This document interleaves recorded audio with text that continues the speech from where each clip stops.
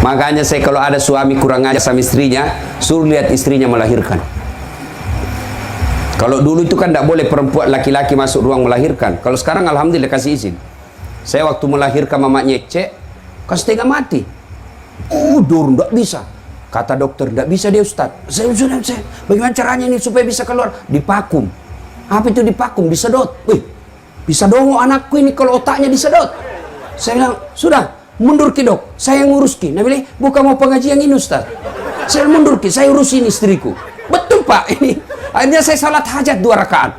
Saya salat hajat dulu 2 rakaat. Lalu saya selawat sebanyak-banyaknya. Lalu saya dorong. Keluar. Sejak itu, saya bilang kalau memang ada laki-laki yang tidak tahu harga istrinya, lihat itu istri melahirkan. Pilihannya hanya 2. Setengah mati atau mati. Dan berapa banyak ibu-ibu wafat melahirkan anaknya. Dan dia tersenyum melahirkan anaknya setelah wafat. Wafat setelah melahirkan. Dia senyum.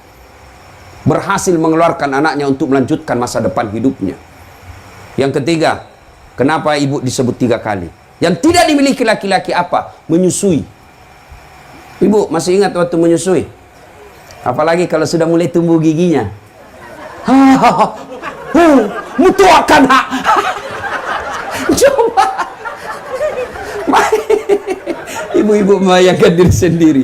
Mana ada begitu dia gigi, kau tampil, hei kau gigi saya. Tidak, dia buju. Lepas kau nak. Tuh, siang anak-anak. Malam. Coba. Makanya demi Allah tidak akan kalian dapat sorga kalau kalian durhaka sama orang tua. Bahkan Nabi jelaskan, jangankan masuk sorga, baunya sorga kau tidak dapat. Padahal baunya sorga kita bisa cium 70 tahun perjalanan. Coba. Makanya hikmah pertama pulang pengajian, muliakan orang tua. Ustadz, orang tua saya dari kecil dia tidak urus saya, nenekku yang urus kak, tidak ada urusan dosanya bapakmu kepada Allah. Urusanmu, muliakan orang tua. Nah, bagi anaknya almarhum. Almarhum ini yang sudah meninggal. Bagaimana cara berbuat baik Ustadz? Bapak saya sudah meninggal. 1, doakan. Bagaimana doakan orang meninggal? Minimal, dengar baik-baik. Anak-anaknya ini almarhum, ahli warisnya. Doa tidak harus bahasa Arab. Doa tidak harus yang ada dalam Quran dan Sunnah yang dalam buku-buku doa. Tidak. Apa yang kita doakan orang yang sudah meninggal? Ya Allah, ampuni dosa orang tuaku. Itu yang pertama. 2, terima amal ibadahnya. Ada amal tidak diterima? Ada. Amal apa? Amal pilkada. Bagi-bagi jilbab, bagi-bagi sarung, bagi baju-baju seragam. Karena mau dicoblos, demi Allah tidak ada pahalanya di akhirat. Ya Allah, mana pahalaku? Saya bagi-bagi sembako, habis uangku 2 miliar. Nabi bilang malaikat, bohong tuh. Dia itu bagi-bagi sembako karena mau dicoblos. Maka, ya Allah, mana pahalaku? Saya umrahkan orang 50 ketika pilkada. Bohong, dia mau dicoblos. Allah kata, sudah, kan sudah mau kau dicoblos. Tidak ada pahalamu sekarang. Maka kalau ada kelakuan begitu orang almarhum, kita doakan. Ya Allah, terima amal ibadahnya. Yang ketiga, lapangkan alam kuburnya. Ampuni dosanya. Terima amal ibadahnya. Lipat gandakan segala kebaikannya. Lapangkan alam kuburnya. Jadikan kuburnya menjadi taman-taman surga. Lebih mulia lagi kalau kita tutup, Allahumma ghafirli wali walidayya warhamhuma kama rabbayani shaghira. Tapi sayang 1000 sayang, banyak orang baca doa ini, tapi Pak Imam nasuruh. Kan banyak orang tidak tahu bahasa Arab. Selesai lebaran, pergilah ziarah kubur. Pak Imam tidak tahu bahasa Arab, Pak Doja tidak tahu bahasa Arab, dia juga tidak tahu bahasa Arab. Ibu-ibu gaul, bajunya hitam, roknya hitam, kacamatanya hitam, payungnya hitam, pergi ziarah kubur. Doakan mamaku. Duduk mak ibu. Sama-sama mi duduk. Nah baca mi di doa ini Pak Imam. Allahumma ghafirli. Nah bilang ini Bu Amin. Amin. Wali walidayya. Amin. Warhamhuma kama rabbayani shaghira. Amin. Dalam hatiku, kasihannya ini ibu. Dia kira mamaknya didoakan. Padahal mamaknya Pak Imam nah doakan. Apa artinya itu tadi? Allahumma ghafirli. Ya Allah ampuni dosaku. Siapaku? Ya Pak Imam. Di belakang kita, amin. Wali walidayya, kedua orang tuaku. Orang tuanya Pak Imam sudah dikasih pisang, dikasih amplop, suruh doakan mama, tak mamanya doakan.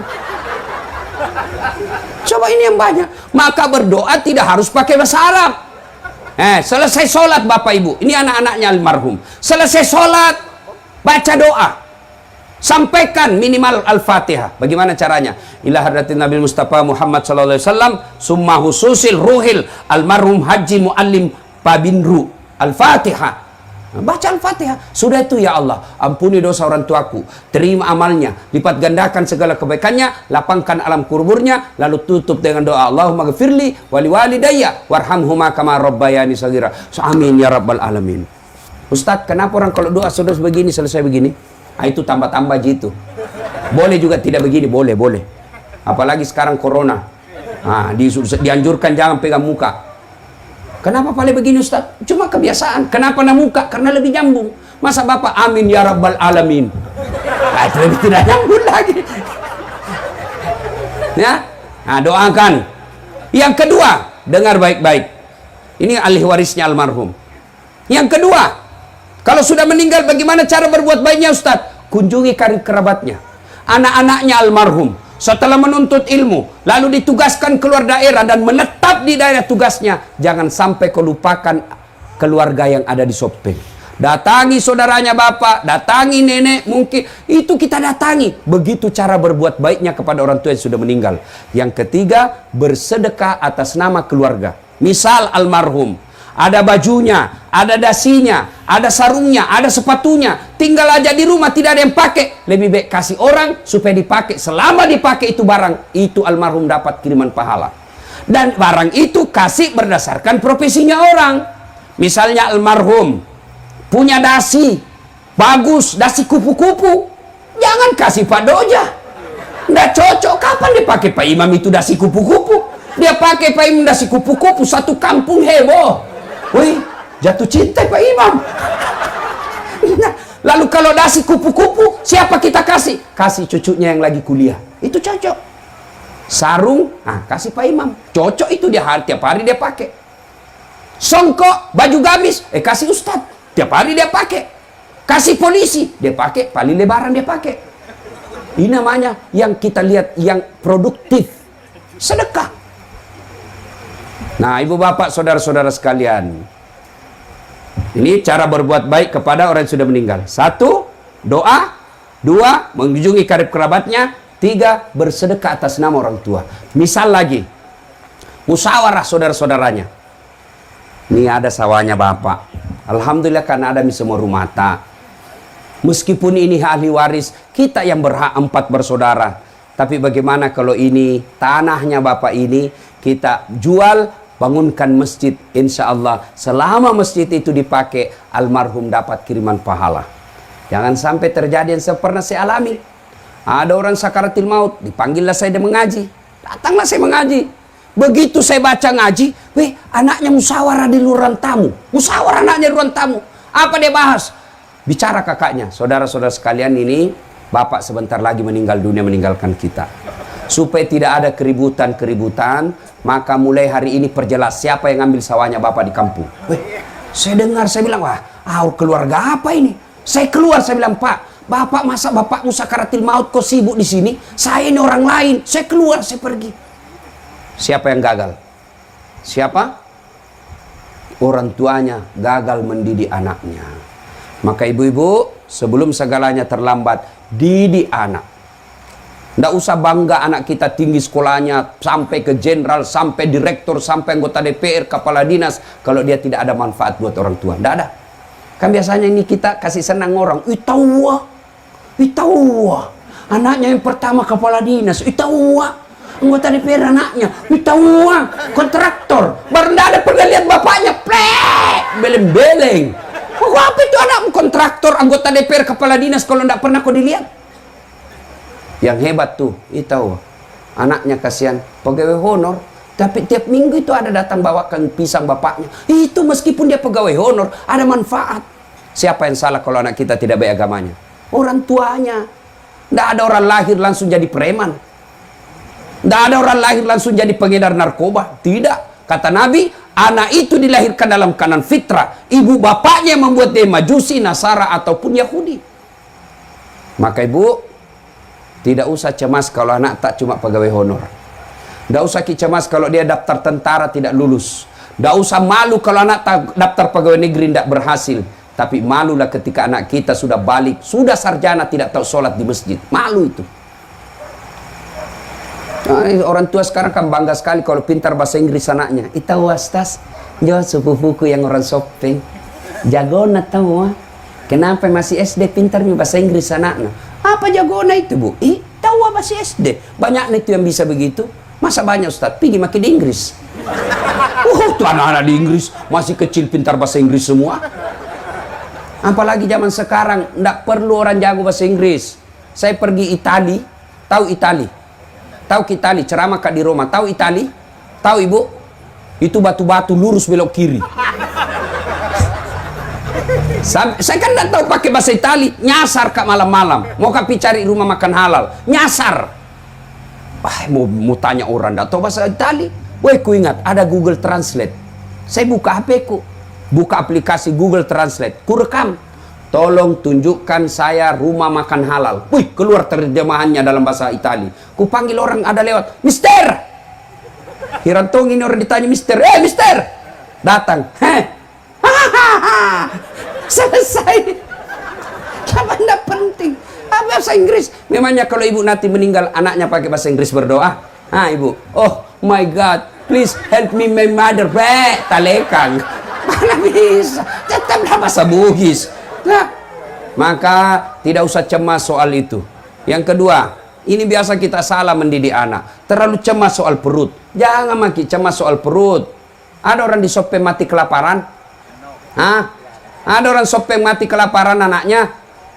Kita tidak mungkin orang Indonesia ada orang kelaparan anak kita di samping. Tidak mungkin.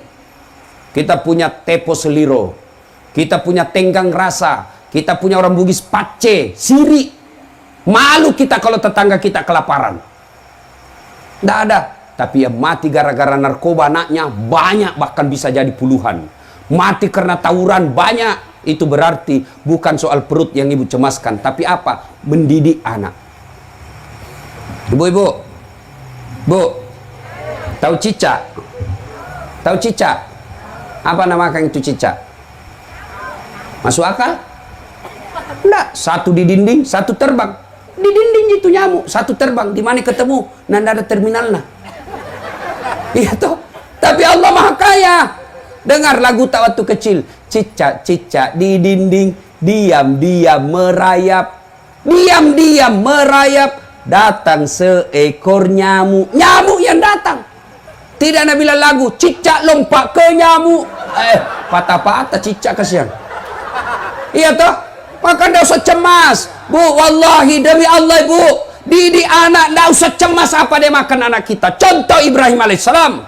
Ibrahim alaihissalam ketika usia senja, dia kumpul semua anak cucunya. Lalu beliau berkata, ya bunayya ma ta'buduna min ba'di. Anakku, kalau saya nanti mati siapa kau sembah nak? Yang diingatkan siapa kau sembah? Ni kamu sumpah kau mati kak nak.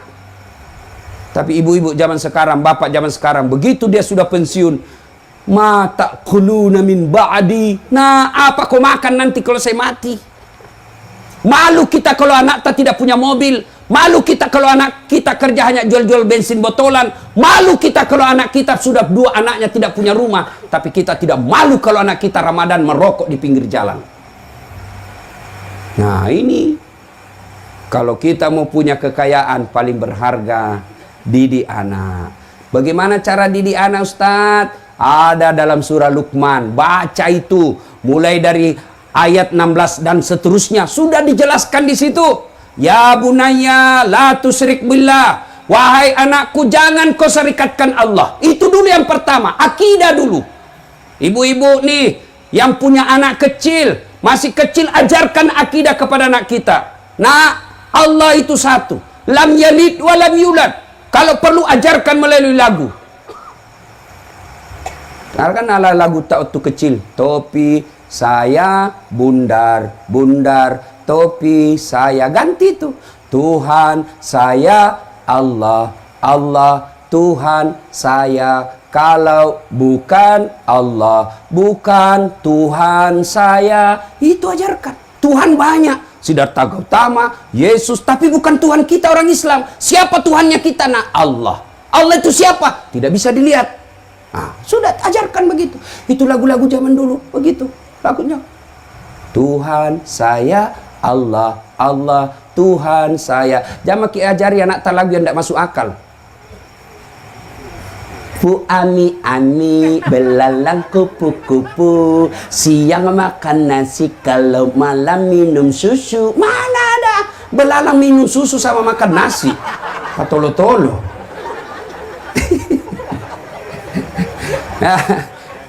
Waktu itu saya kecil itu memang bagus-bagus itu lagu. Coba itu waktu tak kecil, lagu takkan bagus-bagus. Katakan Tuhan itu satu. Ini lagu namanya Rama. Mungkin Tuhan mulai bosan melihat tingkah kita yang selalu salah dan bangga dengan dosa-dosa, atau alam mulai enggan bersahabat dengan kita. Coba kita bertanya pada rumput yang bergoyang. Itu lagu orang dulu, bagus lagunya toh. Sekarang lagunya anak-anak kita apa? Pulang-pulangku berbadan dua. Matampu li sudah cilaka.